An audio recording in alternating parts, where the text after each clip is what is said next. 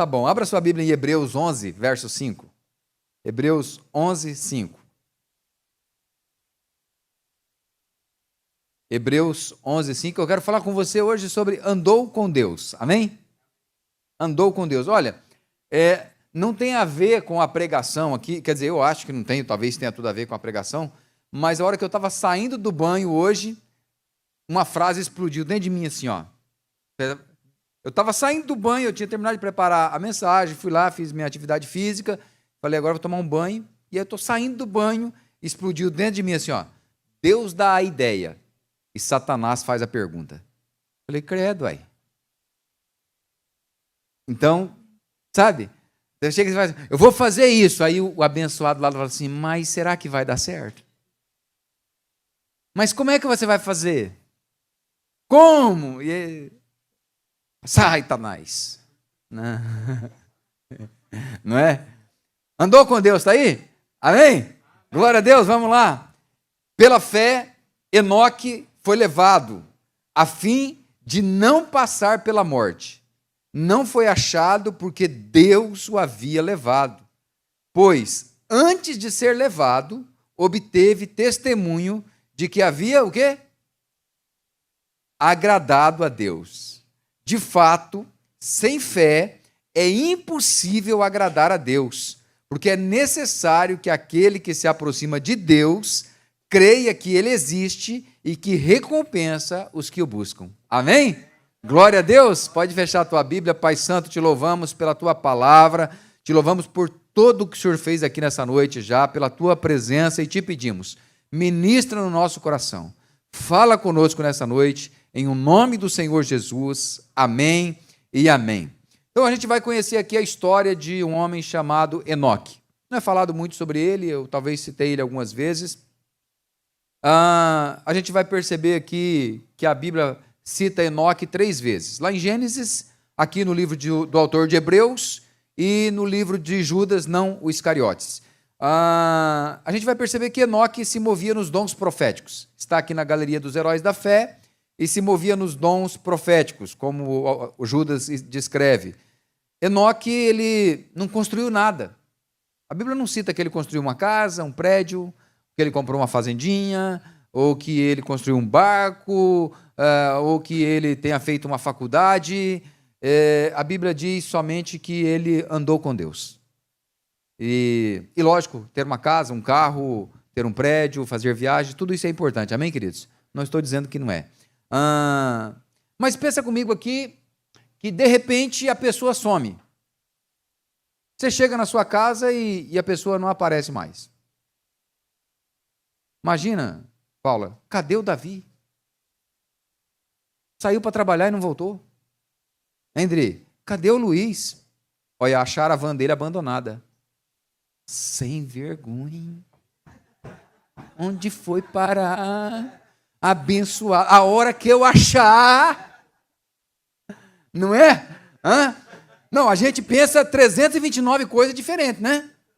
A pessoa sumiu aí. Como assim? Sumiu, desapareceu. Não é? O que você pensa a respeito quando uma pessoa some? Eu não sei se já aconteceu com você, eu acredito. Comigo nunca aconteceu. De alguém que eu conheço muito próximo sumiu, desapareceu. Né? E a Bíblia diz que esse homem sumiu. As coisas espirituais para o homem natural são loucuras. Ele não pode entendê-las, porque as coisas espirituais se discernem de forma espirituais. Presta atenção, você está num culto, você está num ambiente espiritual. Não queira entender um ambiente espiritual de forma natural, você não vai conseguir. Né? De forma natural, você entende a churrascaria, né? Você entende o restaurante, você entende a loja de roupa, de calçado, você entende o futebol. Né?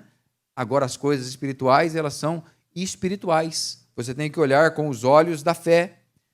Você já sabe que não é da terra, né? Todo mundo aqui sabe que você não é da terra, certo? Você não é da terra. Você sabe que você é do céu, sim ou não? Nós viemos de lá. E nós vamos, na nossa linguagem, nós vamos voltar para o céu, né?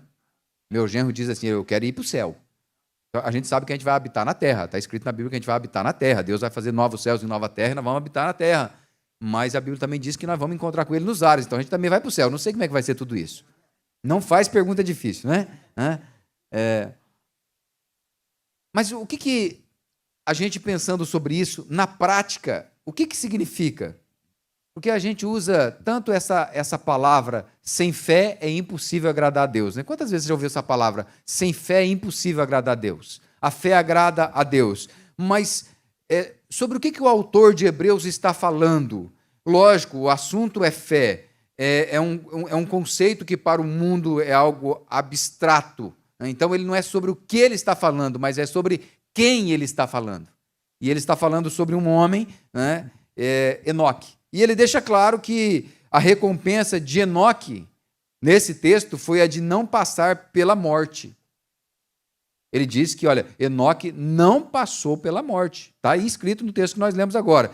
Então, crer que ele existe, há uma recompensa. Você crê que Deus existe? Então, crer que ele existe e andar com ele, há uma recompensa. A Bíblia diz que Enoque já não era, porque Deus o tomou para si.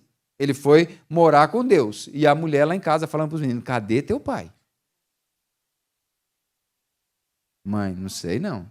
Ele disse que ia pescar. Não voltou até agora. Agora, por quê? Abra aí a sua Bíblia em Gênesis 5,18. Gênesis 5,18.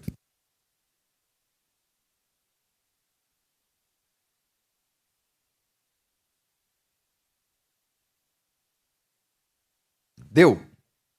Está aqui na tela para nós também, olha só. Jared viveu, nome bonito para dar para um filho, né? Jared. Viveu 162 anos e gerou Enoque, o cara que a gente está falando aí. Depois que gerou Enoque, Jared viveu 800 anos e teve filhos e filhas. Viveu bem o rapaz, hein? Todos os dias de Jared foram 962 anos. Uau! Morreu. E o texto diz aí que ele morreu. Enoque viveu 65 anos e gerou Metusalém. Enoque andou com Deus. E depois que gerou Metusalém, viveu 300 anos e teve filhos e filhas. Todos os dias de Enoque foram 365 anos. Enoque andou com Deus e não foi mais visto, porque Deus o levou para junto de si. Olha aí. O pai do cara viveu quase 1000 anos. O filho dele viveu mais ainda. O filho dele viveu 3 anos a mais. Metusalém é o homem que mais viveu na face da terra. 965 lá. Né? Então, quem foi Enoque? Além de aparecer nessa galeria dos heróis da fé que nós lemos, aparece lá em Judas e aparece aqui como alguém que andou com Deus. E sobre o que ele profetizou como profeta lá em Judas 1,14 diz assim, foi a respeito deles que também profetizou Enoque, o sétimo depois de Adão, dizendo, eis que o Senhor vem com milhares de santos. Sobre o que ele profetizou? Talvez ele tenha falado sobre os dias de Noé, o seu bisneto, aquele que viria depois dele. Ele fala sobre o juízo de Deus. Ele fala que Deus viria com juízo porque as pessoas estavam vivendo em impiedade. Enoque teve filhos e filhas, teve uma família, e em um tempo de vida longa, 900 e poucos anos, ele viveu 365. Ou seja, ele viveu 1/3. Se a gente trazer para os nossos dias de hoje, esse rapaz viveu 25 anos. 26 anos, se você comparar. Né? Ele viveu 1/3 da vida normal das pessoas. Morreu jovem, né? Ele não morreu, né? A gente, é figura de linguagem, perdoe, você que está aí, não julga nós não, você que é teólogo. Né? Foi para estar com Deus. Foi embora. Novo, um menino novo. Né? E o que foi a diferença na vida dele, desse andar com Deus? Não passar pela morte, ter uma experiência extraordinária. E eu quero pensar com você algumas coisas bem rapidinho sobre isso. Não é? Primeiro é como nós podemos andar com Deus. Porque ele diz que ele andou com Deus. A gente sabe que se você for pesquisar na Bíblia sobre como ou com quem você não andar, a Bíblia vai dizer lá no Salmo 1, bem-aventurado o homem que não anda no conselho dos ímpios, que não se detém no caminho dos pecadores e nem se assenta na roda dos escarnecedores. Então a gente sabe que ele não deve andar com esse povo. A Bíblia diz lá que Paulo vai dizer que as más conversações corrompem os bons costumes. Então, quando a pessoa começa a falar coisa ruim perto de você, sai dela. Fala, ó, desculpa aí, mas meu pastor falou, sai, Tanás. Vai embora. Fica não. Não dá, não, vai dar ruim. A Bíblia diz, vai dar ruim. Então, não fica. Mas como podemos andar com Deus? Como é que eu posso, pastor, ter essa experiência de Enoque? Como é que eu posso andar com Deus? Primeira coisa, né, desse andar com Deus é andar no Espírito. Em Gálatas 5,16, digo, porém, andai no Espírito e jamais satisfarei a concupiscência da carne. Concupiscência é um desejo muito intenso. É algo que você não consegue controlar. É algo que vai além das tuas forças. Então, quando é algo que você não consegue controlar, cai fora. Corre. Né? Corre. Olha, a Bíblia diz assim, olha, fugir da aparência do mal. Gente, a aparência do mal é até comida. Né? Aquela comida assim na tua frente, assim, ó, que você olha para ela, você já viu que tudo que é bom engorda? A minha filha, ela espirra e emagrece. Tem gente que ela respira e engorda. Engordou. É triste. Olha, entenda que tem coisa que você tem que falar, isso aqui, ó, tá demais na minha vida, não serve. Não serve, não dá. Andar no Espírito é é dizer não para esses desejos que estão o tempo todo ali batendo na tua porta. Falando para você, o que tem de mais? Mais um pouquinho. Aprenda a ter isso, nada a ver. Aprenda a ter domínio próprio. Domínio próprio é uma ação do Espírito Santo em nós. Quando eu ando no Espírito, eu tenho domínio próprio. Vai lá ler, lá em Gálatas 5:20, olha, vai falar das obras da carne e do fruto do Espírito. Ó, fruto do Espírito, amor, alegria, paz, longanimidade, perseverança, mansidão, domínio próprio. Está lá, um monte de fruto, coisa mais linda do mundo. E dominar, quando você anda no Espírito, você tem domínio próprio. Dominar, inclusive, a língua. Né? Dominar a língua não é fácil, gente. Não é fácil. Tiago, ele diz que se você conseguir, a língua ela é igual o leme do navio. Pequenininho, mas leva a gente para onde quer. Se você dominar a língua, você dominou tudo. Aprender a andar no Espírito. Porque a gente anda muito na carne. É o tempo todo, é a carne. É canal do YouTube, é televisão, é programa, é série, é filme, é shopping, é cinema, é viagem. A carne está o tempo todo querendo as coisas. Andar no Espírito. Uma outra coisa é ter disciplinas espirituais. Em Efésios 5:18, e não vos embriagueis com vinho, no qual há dissolução, mas enchei-vos do Espírito. Talvez você vai perguntar para mim assim, pastor, mas se eu tomar um copinho de vinho, eu vou para o inferno? Eu não vou saber responder isso para você, não é eu que vou responder isso para você. Mas a Bíblia diz que você tem que se encher do Espírito Santo. Se encha do Espírito Santo. Pastor, como é que eu posso me encher do Espírito Santo? Um culto como esse aqui, você se enche do Espírito Santo, não tem jeito. Né? Vai para águas profundas, né? Esquece o vizinho do lado. Fala, o negócio é comigo mesmo. Vai nadar de braçada. O que mais, pastor? Olha, oração. Tem uma vida de oração. Fazer jejuns, práticas de jejum, uma vez por semana, uma vez por mês. Faz um jejum mais prolongado, um tempo. Leitura da Bíblia. Tão importante lermos. Olha, queridos, nós somos defensores da palavra de Deus. Para nós, a Bíblia é a palavra de Deus. Então, leia a Bíblia, se alimente dela, né? Mas faça oração, jejum, leitura da Bíblia, venha para a igreja, não como punição, mas como estilo de vida. Pastor, como é esse negócio de punição ou estilo de vida? Como é possível andar com Deus se eu considero ler a Bíblia uma obrigação e assistir um filme uma recompensa? Vou ter que ler aqui a Bíblia, porque o pastor falou. Um capítulo, meu Deus.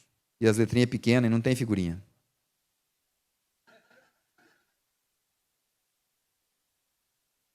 Aí eu vou para frente da televisão, sento lá, gente, eu mereço, vou relaxar. 2 horas num filme.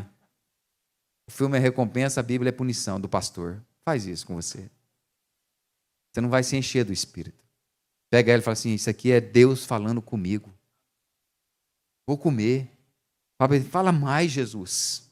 Fala mais, eu quero mais. Sabe quando você pensa assim, cabe mais um pedaço de pizza?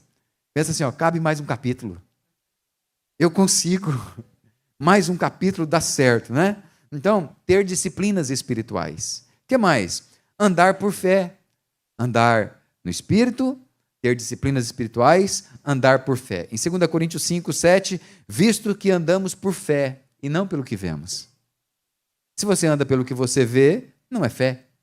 Andar por fé é você crer, tão somente. A única certeza do amanhã é que Deus está lá. É a única certeza que você tem. A única certeza da sua casa daqui a pouco é que Deus já está lá. Quando você vinha para cá, a única certeza que você tinha é que o anjo já estava aqui. Quando eu cheguei ali, o Senhor... Essa é a certeza. Se precisa explicar, não é fé. Se tem como explicar, não é milagre. Creia. Deus vai fazer, amém? Eu não sei qual é a área, eu não sei qual é o motivo, eu não sei qual é o propósito, mas eu sei que Deus vai fazer. Creia nisso, amém? Agora, também entenda que talvez o momento de dor seja necessário. E você só vai compreender amanhã. Vai falar, pai, está doendo hoje, mas é necessário. E amanhã você vai olhar para trás. Existem coisas, queridos, que nós só compreendemos quando olhamos pelo retrovisor. Não tem jeito. Tem que ser assim. Então, a primeira coisa que eu preciso deixar para você, como é que nós podemos andar com Deus? Andando no Espírito, tendo disciplinas espirituais e andando por fé. Amém? A segunda coisa que eu paro para pensar desse homem andou com Deus, é o que é necessário para andar com Deus.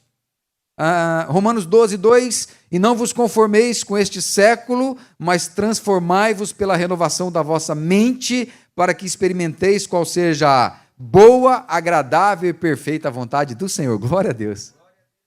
Boa, perfeita, eu não sei o que é isso, mas é muito bom. Boa, perfeita e agradável. É muito bom. É a vontade do Senhor. Agora imagina você olhar para um momento da tua vida e pensar assim, essa vontade do Senhor, ela é boa, perfeita e agradável. Desafiador, tem horas, né? Mas ela é boa, perfeita e agradável. E você só pode experimentar ela pela renovação da sua mente. Uma renovação da mente. E como é que nós podemos, pastor, ter uma mente renovada? Porque é o que ele está dizendo aqui. Então, para mim andar com Deus, eu preciso ter uma mente renovada. Primeiro, saber que a mente pode ser corrompida. Você precisa ter esse entendimento. Em 2 Coríntios 11, 3, mas receio que, assim como a serpente enganou a Eva com a sua astúcia, assim também seja corrompida a vossa mente e se aparte da simplicidade e pureza devidas a Cristo. Ou seja, se eu começo a pensar de uma outra forma que a Bíblia está dizendo, o que aconteceu com meus pensamentos? Foram corrompidos. É simples de você fazer leitura. Se eu começo a crer numa verdade que é relativa, porque, queridos, não existe verdade relativa, existe a verdade e a mentira. Olha, Deus ele não fica em cima do muro. Para Deus não existe em cima do muro. Para Deus existe quente ou frio. Porque não és quente nem frio, mas és morno, vomitar-te-ei da minha boca. Está lá em Apocalipse.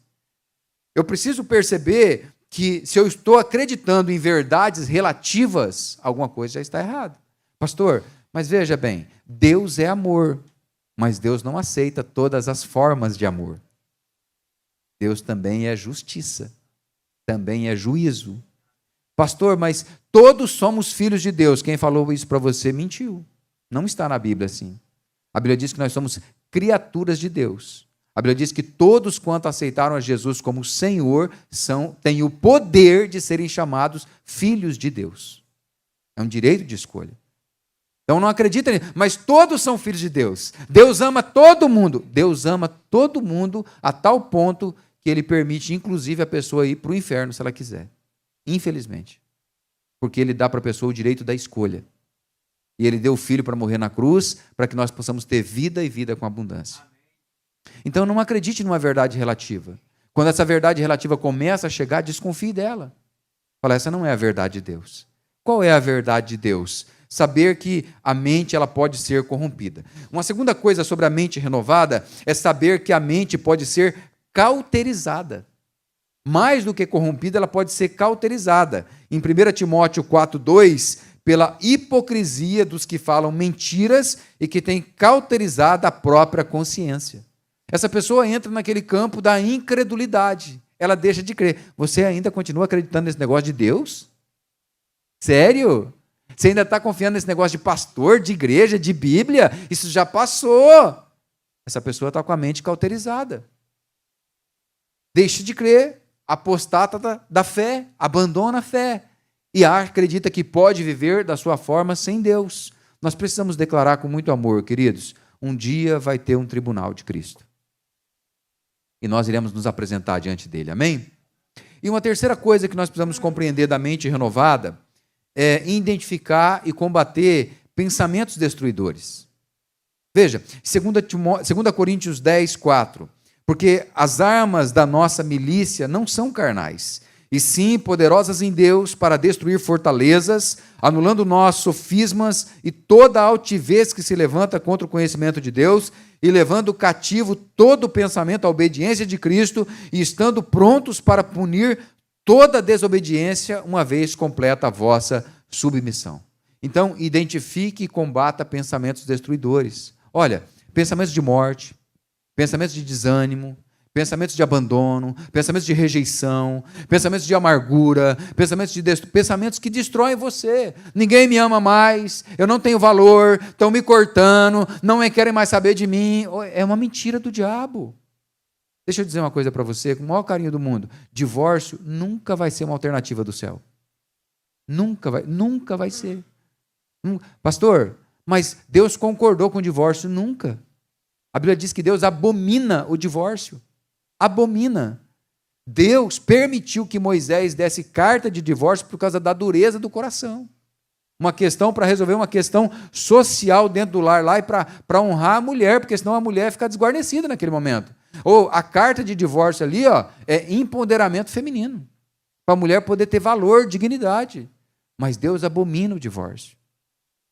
Nós compreendermos essa verdade é importante. Por quê? Porque é uma guerra interior, é uma luta pessoal. Você está lá na cozinha cozinhando e Satanás vem com o pensamento. Você está andando no carro, Satanás vem com o pensamento. Você está lá na fila do banco e ele vem com o pensamento. Identifica. Não, eu acho que eu não vou mais na igreja, não. Não, não sei, não. Puxa, está me olhando diferente. Será que eu ainda sirvo para alguma coisa? E você começa a se denegrir, se destruir por dentro. É uma guerra interior, é uma luta pessoal. Você tem que lutar contra essas coisas. Se tem algo que ninguém pode fazer por você, é lutar. Lute. Muitas vezes os gigantes que nos destroem estão do lado de dentro e não do lado de fora. Olha para você e fala assim, peraí, o que está tentando me parar? Porque Deus não erra, e Deus fez você para vencer. A Bíblia diz, tão somente ser forte e corajoso. Deus fez você para vencer. Posso todas as coisas naquele que me fortalece. Aqueles que esperam no Senhor renovam as suas forças. Pronto. Então você começa a se encher dessas coisas. E pega essas coisas ruins que estão aqui dentro rodeando e descarta elas. Dá uma descarga nela, joga fora. Sai, Satanás! Não quero esse trem na minha vida. Não me serve. Está me parando, está me destruindo, está me desanimando. Está querendo impedir a bênção do Senhor de chegar. Gente, essa semana eu levei umas ripadas. Eu falei, não, Satanás, você está de brincadeira? Não vai vencer nunca? Aí você tem que identificar, uai. Identifica a situação. É luta, é pancada, é ripada. Se levanta em Deus.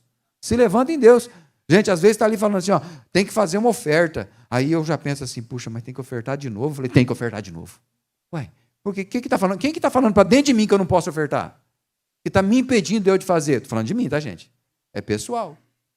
É exercício. Eu olho para minha esposa todo dia, às vezes eu não falo para ela como o tanto que ela precisa que eu falo, né? Mas eu falo para mim, né? Eu falo para mim, assim, falo assim, eu amo a Tânia. Para mim, eu estou olhando para ela e estou falando assim, mas eu amo essa mulher. Porque eu tenho que me alimentar disso. Tem que falar também, meu amor. Te amo, minha querida Tânia. Tem que falar para você. Fala para você, peraí, fala assim, eu sou capaz, eu dou conta, eu consigo, renova a tua mente. Gente, é uma disciplina. É um exercício diário, todo dia. Por favor, me ouça. Todo dia uma disciplina na tua mente, renova ela. Fala, sai daqui da minha cachola, não fica não. Se enche, renova a tua mente das coisas do céu. Amém? Andar em obediência à palavra de Deus é uma decisão pessoal. E por último, para nós podermos orar, então eu falei para você sobre como podemos andar com Deus, o que é necessário para andar com Deus e como permanecer andando com Deus. Amém? Porque esse é o desafio, você concorda comigo? Motivação é começar, perseverança é continuar. Então, como permanecer andando com Deus? Fortaleça os seus sentidos espirituais. Diz que o jovem chegou para o mestre e disse para o mestre assim: mestre, eu sinto que dentro de mim é como se tivessem 2 leões famintos lutando um com o outro. Qual que vence? Ele falou assim: aquele que você alimenta. Porque o que você alimenta é o mais forte. O que você tem alimentado dentro de você? Então, alimente, fortaleça os seus sentidos espirituais. Abra sua Bíblia em Efésios 1,17.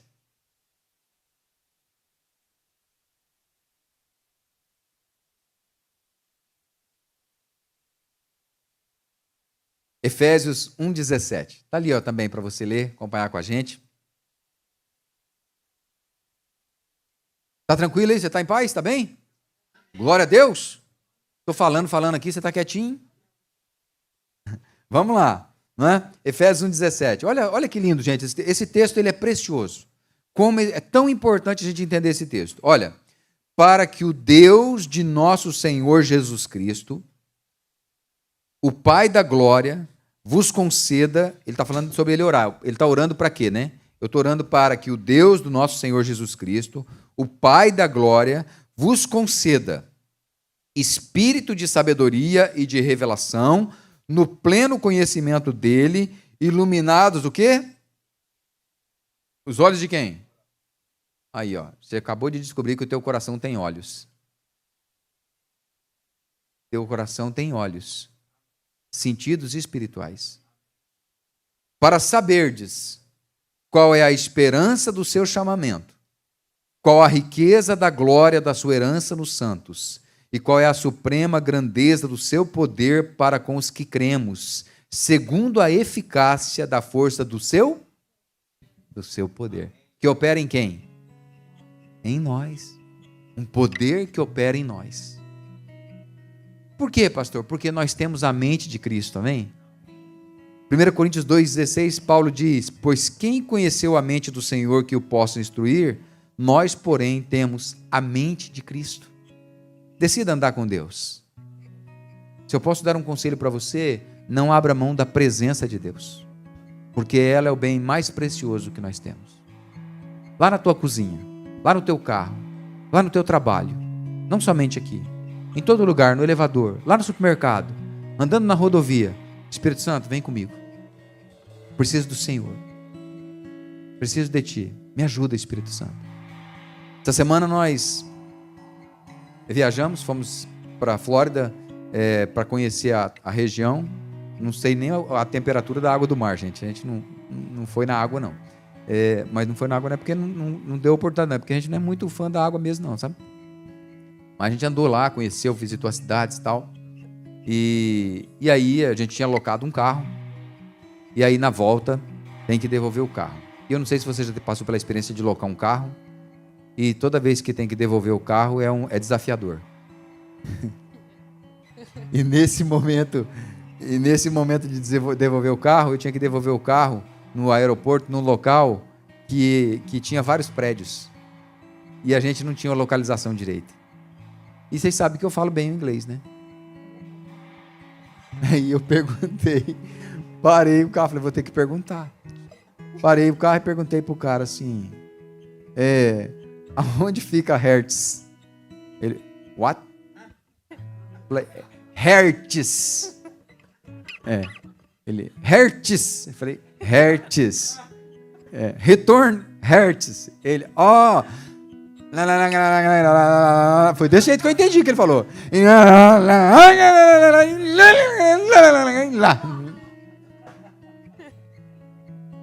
Thank you. Voltei no mesmo lugar. O cara olhando pra mim assim. Tipo, eu conheço você.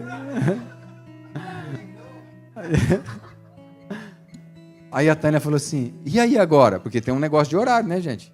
Tem um tal do horário, tem um tal do avião que perde. Falei, Espírito Santo, resolve esse negócio para nós. Eu não sei como fazer não, mãe. Como é que faz, Espírito Santo? Gente, eu terminei de orar. O carro pegou uma reta assim, ó. Subiu assim, foi lá e parou na frente do lugar de entregar o carro. Aí pergunta para mim como, eu não vou dizer para você, porque se aí eu tô lá até agora com o cara, Hertz. Às vezes a gente não pergunta para ele. Ele tá querendo falar, querendo fazer. Pergunta. Espírito Santo, o que eu faço com isso? Espírito Santo, e essa pessoa que está me maltratando, o que eu faço?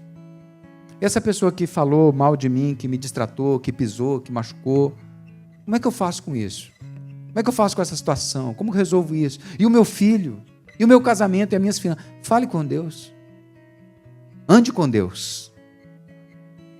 A Bíblia diz assim, e quando se desviardes para a esquerda ou para a direita, ouvirás uma voz atrás de ti dizendo, este é o caminho, segui por ele. O Espírito Santo nos instrui, amém, queridos? Desde que eu me converti, eu aprendi um versículo que ele ficou gravado no meu coração.